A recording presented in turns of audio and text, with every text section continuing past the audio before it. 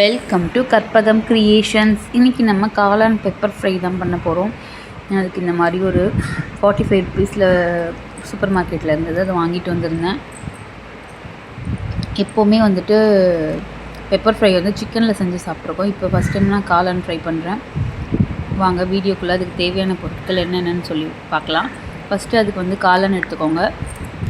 காளானை இந்த மாதிரி லைட்டாக மண்ணோடு இருக்கும். இது வந்து நல்லா ஒரு மஞ்சள் தண்ணியில் போட்டு கழுவிக்கோங்க. அதாவது தண்ணியில் மஞ்சத்தூள் கலந்து நல்லா போட்டு கழுவிக்கோங்க. கழுவிட்டு இந்த மாதிரி நம்ம கட் பண்ணி எடுத்துக்கணும். வெங்காயம், தக்காளி இதெல்லாம் எடுத்துக்கோங்க. ஒரு பேனில் வந்துட்டு எண்ணெய் விட்டு கொஞ்சமாக சீரகம் ஆட் பண்ணிக்கோங்க. அகத்தை சீர் செய்கிறதுக்கு தான் அது பேர் சீரகம்னு வச்சுருக்கோம். அதனால் எப்போவுமே கடுகு போட தேவையில்லை, ஆனால் சீரகம் கண்டிப்பாக ஆட் பண்ணிக்கணும். இதோடு வந்துட்டு நம்ம கொஞ்சமாக வந்துட்டு வெங்காய தக்காளி ஆட் பண்ணிக்கலாம்.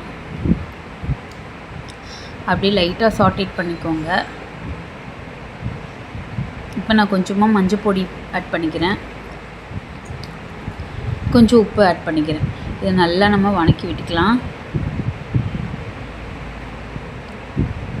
இது பொடியாக நறுக்குனாலும் ஓகே தான். தக்காளி வந்து நான் 4 போட்டனால நீங்கள் பொடியாக வேணாலும் நறுக்கிக்கோங்க. இந்த குழப்புலேயே அது அழகாக கூழ் மாதிரி வெந்து வந்துடும். அதுக்காக தான் நான் 4 போட்டு எடுத்துக்கிட்டேன்.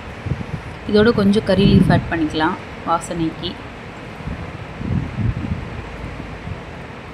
மறுபடியும் ஒன்ஸ் கலரி விட்டுக்கோங்க. இப்போ தான் நம்ம வந்து மசாலா பவுடர்லாம் ஆட் பண்ண போகிறோம். நான் வந்துட்டு ஃபஸ்ட்டு கரம் மசாலா தான் ஆட் பண்ண போகிறேன். நான் ஆல்ரெடி மிளகுத்தூளை வந்து வறுத்து அரைச்சி வச்சுருக்கேன். இது வந்து மல்லித்தூள், இது கொஞ்சம் ஆட் பண்ணிக்கோங்க. மிளகே கொஞ்சம் காரம் தான், அதனால் வந்துட்டு மல்லித்தூள் கரம் மசாலா ஆட் பண்ணிக்கிறேன். இதோடு கட் பண்ணி வச்சுருந்த இந்த காளானின் துண்டுங்களையும் ஆட் பண்ணிக்கிறேன். காளானில் நிறைய பெனிஃபிட்ஸ் இருக்குது. வெஜிடேரியனாக இருக்கவங்க கண்டிப்பாக வீக்லி ஒன்ஸ் இதை கண்டிப்பாக எடுத்துக்கணும்.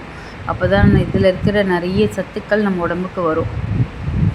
இப்போ இந்த மாதிரி நம்ம கலரி விட்டுக்கலாம். அப்போ தான் நமக்கு அந்த சாந்தெல்லாம் அதோட மிங்கிள் ஆகி வரும். கொஞ்சம் ட்ரையாக இருக்கனால நம்ம வந்து லைட்டாக தண்ணி கூட ஆட் பண்ணிக்கலாம். நமக்கு ஃபைனலில் தான் அந்த பெப்பர் ஃப்ரையோட டெக்ஸ்சரே வரும். பாருங்கள், நான் லைட்டாக தண்ணி தெளித்து தட்டு போட்டு மூடி வச்சுருந்தேன். இந்த டைமில் தான் நான் பெப்பர் ஆட் பண்ண போகிறேன். வறுத்து அரைச்சி வச்சுருந்த பெப்பர் பொடி தான். நல்லா தூக்கலாகவே ஆட் பண்ணிக்கோங்க. ஏன்னா காரத்துக்கு இந்த மிளகு மட்டும்தான் நான் போட போகிறேன். நல்லா கொஞ்சம் தூக்கலாகவே போட்டுக்கோங்க. அந்த எண்ணெய் பிரிஞ்சு வரும். அப்போ தான் நம்ம வந்து ஸ்டவ் ஆஃப் பண்ணணும். அது வரையும் நம்ம வந்து இன்னும் கொஞ்சம் நேரம் தட்டு போட்டு வேக வச்சிடலாம். பாருங்கள், இப்போ நமக்கு லைட்டாக எண்ணெய் பிரிஞ்சு வந்திருக்கு. நல்லாவே சூப்பராக வந்திருக்கு.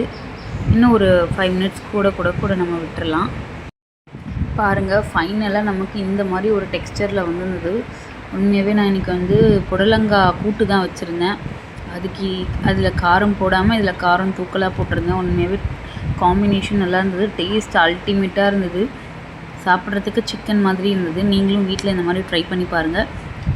சுட சாதம் வச்சு நான் அந்த புடலங்காய் கூட்டு வச்சுருந்தேன் இல்லைங்களா, அதை கொஞ்சம் ஆட் பண்ணிக்கிறேன் குழம்பு வச்சு சாப்பிட்றதுக்காக.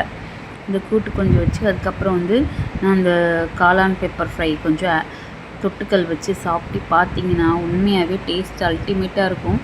நீங்களும் வீட்டில் இந்த மாதிரி ட்ரை பண்ணி பாருங்கள். என்னோடய வீடியோ யூஸ்ஃபுல்லாக இருக்கும்னு நினைக்கிறேன். வீடியோ பிடிச்சிருந்தால் லைக் பண்ணுங்கள், ஷேர் பண்ணுங்கள், சப்ஸ்கிரைப் பண்ணுங்கள். தேங்க்யூ ஃபார் வாட்சிங்.